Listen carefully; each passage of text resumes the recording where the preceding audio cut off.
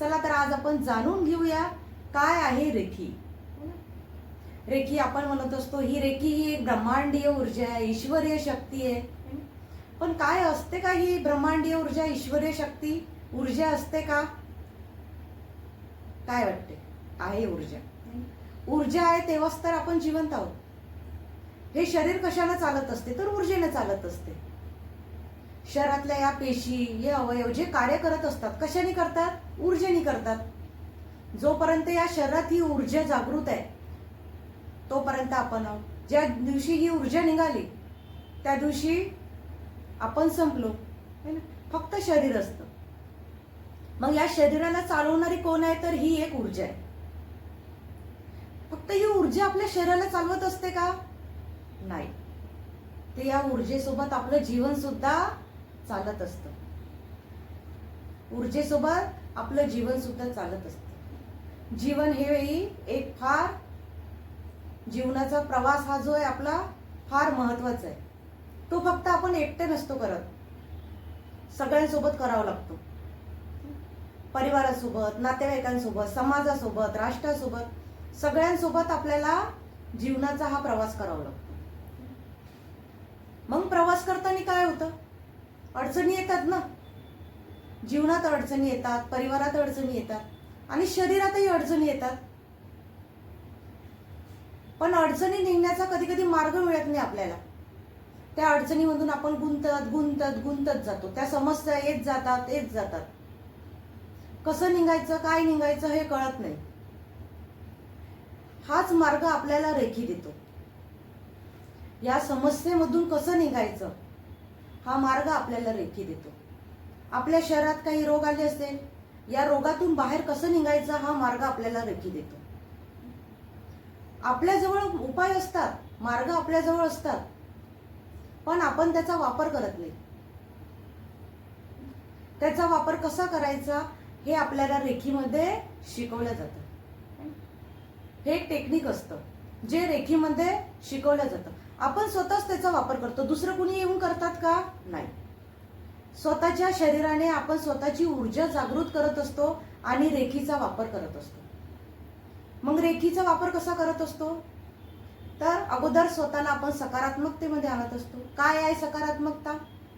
चांगले विचार करणे, आनंदी राहणे, सदैव चांगलं बोलणे, सकारात्मक बोलणे, आपल्या मनात विचारात आनंद ठेवणे, दुसऱ्यांविषयी प्रेम ठेवणे, आदर ठेवणे, सन्मान ठेवणे आणि सतत दुसऱ्यांना माफ करणे.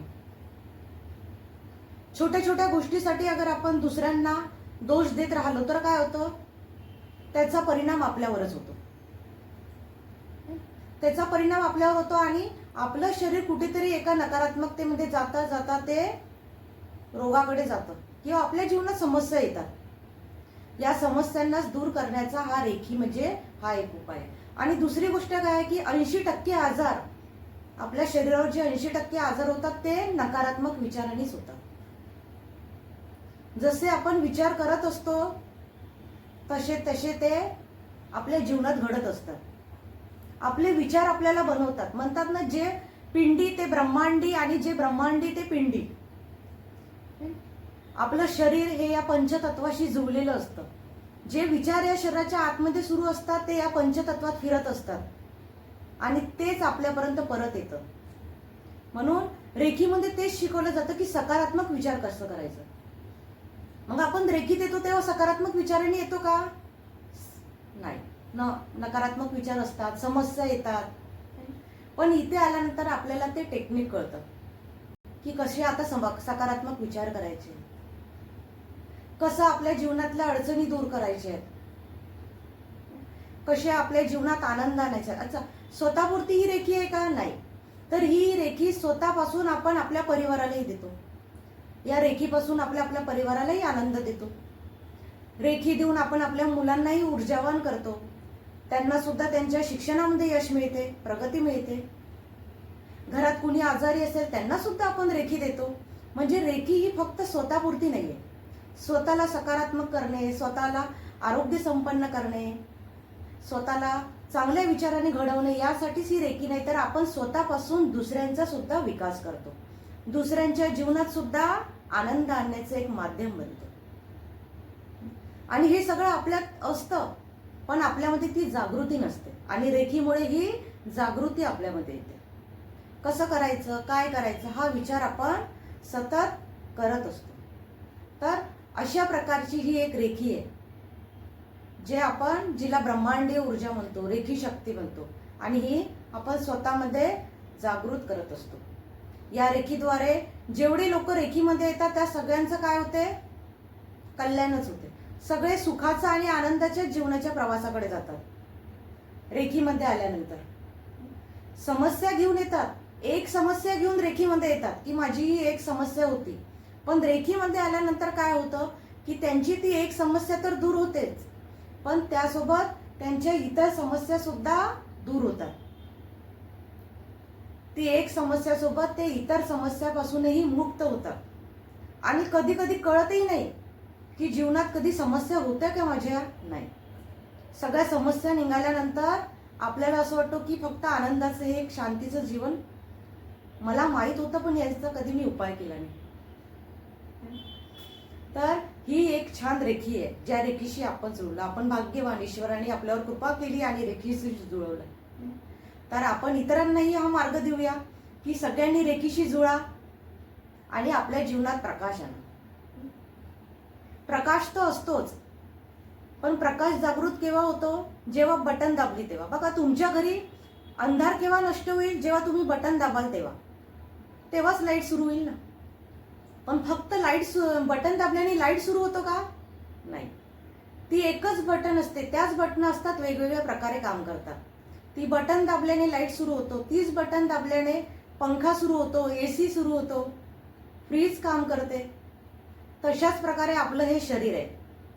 शरीरात जेव्हा हा प्रकाश जागृत होतो, आपल्याला जेव्हा ही रेखी कळते, तर त्या रेखीने फक्त एकच उपाय नाही होत, तर त्या रेखीने असे असंख्य उपाय होतात, जे आपल्याला आणि आपल्या परिवाराची प्रगती करतात. हीच ही रेखी आहे. या रेखीमध्ये आपल्याला यायचं आहे आणि असंख्य लोकांना जोडायचं आहे.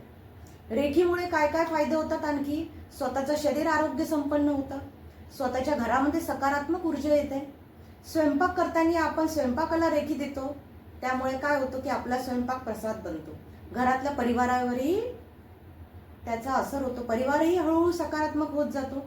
पाण्याला रेखी दिली जाते, पाण्याद्वारेही परिवाराला एक सकारात्मकता येते. त्याच प्रकारे आपण व्यापाराला रेखी देतो, रेखीमुळे आपल्या जीवनात समृद्धी सुद्धा येते. पैशाची प्रगती होते, व्यवसाय वाढीवर लागतो, व्यवसायाची प्रगती होते, नोकरीमध्ये प्रगती होते. म्हणजे रेखी फक्त एक नाही तर असंख्य प्रमाणात आहे, सर्वत्र आहे. तिचा वापर तुम्ही जशा जशा प्रकारे करत जाल तशी तशी ती ऊर्जा जागृत होत जाते आणि आपल्या जीवनात, आपल्या मुलांच्या जीवनात, आपल्या परिवारात, आपल्या घरात काय होतं तर प्रगती होते. ही रेखी म्हणजे काय तर सगळ्यांना आनंद देणारीच एक ऊर्जा आहे. या रेखीद्वारे सर्वांच्या जीवनात नेहमी आनंदाच आलेला आहे. एका गोष्टीसाठी तुम्ही रेखी स्वीकार करता, पण ही रेखी तुम्हाला असंख्य आनंद देतो, असंख्य गोष्टीशी जोडते. तर या रेखीचा सर्वांनी प्रयोग करायचा आणि आपला हा प्रयोग इतरांपर्यंतही पोहोचवायचा. रेखीचा प्रयोग आपण केलेला आहे. रेखीच्या प्रयोगामुळे आपण स्वतः अनुभव घेतले आहे की आपल्या जीवनात काय काय बदल झालेले आहे. स्वतःमध्ये सकारात्मकता आली आहे, मनशांती आलेली आहे, स्वतःच्या विचार घडलेले आहेत, स्वतःच्या विचारामध्ये, स्वभावामध्ये परिवर्तन झालेलं आहे. जीवनात काय सुख हे आपल्याला या रेखीने सांगितलेलं आहे. आनंदी जीवनाचा रेखीमय प्रवास जो आपण म्हणतो तो आपल्याला या रेखीने सांगितलेला आहे. तोच हा रेखीमय आनंदी जीवनाचा प्रवास आपण आपल्या परिवाराला सुद्धा देऊ शकलेलो आहोत.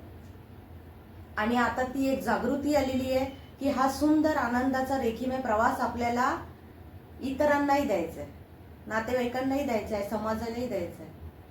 फक्त एकटीची प्रगती नाही तर आपल्या समाजापर्यंत असंख्य लोकांची या रेखीने प्रगती करायची.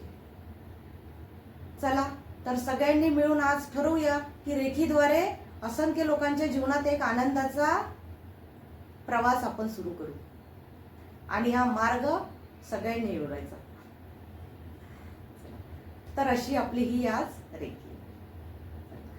तर आज आपण छान एक ध्यान करूया ध्यानासाठी. ध्यानामुळेच रेखी आपल्यामध्ये जागृत होत असते. रेखी जागृत होण्याचं सगळ्यात पहिलं कारण म्हणजे ध्यान. तुम्ही जसे जसे ध्यान करत जाता तसं तसं आपलं 7 चक्र काय बॅलन्स होत जातं. आपल्या शरीरातील जागृती येत जाते, आपल्या शरीरातील पेशी काम करतात, अवयव कार्य करतात, सकारात्मकता आपल्यामध्ये येत जाते, शांती आपल्यामध्ये निर्माण होत जाते. आणि हळूहळू आपल्या वाणीवर सुद्धा ताबा येतो. जे आपण रागामध्ये काहीही बोलतो, कळत न कळत संतापतो, चिडचिड करतो, त्या सगळ्या गोष्टीवर आपण ध्यानाद्वारे काय होतं, कंट्रोल करू शकतो. हळूहळू हळूहळू सगळ्या जे काही असेल वाईट विचार, नकारात्मक गोष्टी, राग, चिडचिड, ते हळूहळू सगळं या ध्यानाने काय होतं, नष्ट होतं. आणि नष्ट होत जातं तसं आपल्याला कळतही नाही. नंतर कळते की माझा स्वभाव आता खूप छान आहे, आता मला एक शांती निर्माण झालेली आहे, एक आनंद निर्माण झालेला आहे, माझ्यामध्ये कुठेतरी प्रगती झालेली आहे आणि माझ्या समस्या दूर झालेल्या आहेत. आपल्याला ही रेखीद्वारे आपल्यामध्ये ही जागृती येत असते. प्रत्येक व्यक्तीच्या शरीरात 2 प्रकारची ऊर्जा असते. ऊर्जा ही 2च प्रकारची असते, एक सकारात्मक असते, एक नकारात्मक असते. आता बघा, तुम्ही जो विचार कराल ना ती ऊर्जा जागृत होईल, तिचा प्रभाव वाढत जातो. तुम्ही आज नकारात्मक ऊर्जा विचार कराल तर तुमच्या शरीरात नकारात्मक ऊर्जेचा प्रभाव वाढतो. मग तुमच्याकडे येणाऱ्या सगळ्या गोष्टी, सगळे विचार नकारात्मकच आहे. लहान लहान गोष्टीचा तुमच्याकडे राग आहे, लहान लहान गोष्टीसाठी दुसरे तुम्हाला दोष देत राहील, घरात समस्या येईल. एक नकारात्मक विचार केला की तुमच्याकडे 10 नकारात्मक विचार आपोआप येतात. पण तुम्ही तुमच्या शरीरामध्ये सकारात्मक ऊर्जा जागृत केली, प्रयत्न केला की मला सकारात्मक ऊर्जा जागृत करायची आणि सकारात्मकच विचार करायचे, चांगलेच विचार करायचे, तर ही सकारात्मक ऊर्जा आपल्या शरीरामध्ये आनंद आणते. एक सकारात्मक ऊर्जा जेव्हा जागृत होत असते तेव्हा हीच एक सकारात्मक ऊर्जा आपल्यामध्ये आणखी 10 सकारात्मक ऊर्जा आणतात. आपल्या शरीरात सकारात्मक ऊर्जा जागृत होते, आपल्याला आनंद मिळतो, शांती मिळतेच, पण त्यासोबत घरातही आनंद निर्माण होतो, परिवारातही होतो. म्हणजे एक सकारात्मक ऊर्जा आणखी 10 सकारात्मक ऊर्जा खेचून आणते. समृद्धी येते, आपल्याकडे सुख येतं, शांती येतं. आणि काय आहे ही सकारात्मक ऊर्जा म्हणजे, तर चांगला विचार करणे, दुसऱ्यांना मान देणे, सन्मान देणे, बोलताना विचार करून बोलणे. दुसऱ्यांना तुम्ही मान सन्मान देऊन शांतीने बोलाल तर तीच ऊर्जा आपल्याकडे जागृत होत असते. वाणीचं फार जास्त महत्व असतं. ही वाणीच असते जे दुसऱ्यांना दुःख देत असते आणि ही वाणीच असते जे दुसऱ्यांना सुख देत असते. ही वाणीच असते जे दुसऱ्यांना आशीर्वाद देत असते. तुम्ही दुसऱ्यांना या वाणीतून जितका आशीर्वाद द्याल तितका आशीर्वाद आपल्या जीवनात परत येतो. या वाणीद्वारे आपण दुसऱ्यांना जी सकारात्मकता देत असतो, चांगले विचार, चांगला मार्ग दाखवत असतो, तेच आपल्या जीवनात परत येतात. जे द्याल ते जीवनात घ्याल, हा नियम आहे सृष्टीचा आणि तेच आपल्या जीवनात घडत असते. जे आपण दुसऱ्यांना देत असतो, जे या शरीराद्वारे, विचारांद्वारे, वाणीद्वारे जे देत असतो तेच आपल्या जीवनात घडत असते. तर आजपासून आपल्याला या विचार, वाणी, व्यवहाराने सगळ्यांना चांगलंच द्यायचंय. विचार चांगले करायचे आहे, चांगलं बोलायचं आहे आणि मनातही दुसऱ्यांविषयी आशीर्वाद ठेवायचा आहे. सकारात्मक विचार काय करायचं, याची समस्या येत असेल तर आपल्याला सकारात्मक विचाराचे पुष्कळ मार्ग मिळालेले आहेत. तुम्ही नामस्मरण करू शकता, राम राम, राधा राधा, कृष्ण कृष्ण. चांगलं चिंतन करायचं आहे तर मी आनंदी आहे, मी प्रसन्न आहे, सदैव मनात म्हणत राहा. नाहीतर आपली विश्व प्रार्थना नेहमी आपल्या सोबत असते. विश्व प्रार्थना आपल्याला मिळालीच आहे की हे ईश्वरा, तू सर्वांना सुखात, आनंदात, ऐश्वर्यात ठेव, सर्वांचं रक्षण कर, भलं कर, कल्याण कर आणि तुझे सुंदर गोड नाव मुखात अखंड राहू दे. या विश्व प्रार्थनेत सुद्धा शक्ती आहे. दुसऱ्यांना जेवढी आपण विश्व प्रार्थनेद्वारे आशीर्वाद देतो आपल्याकडे तेवढेच सुख परत येतं. जीवनाचा हा प्रवास आपल्या सर्वांना असाच आनंदाचा करायचा. जय श्रीराम माऊली, जय श्रीराम.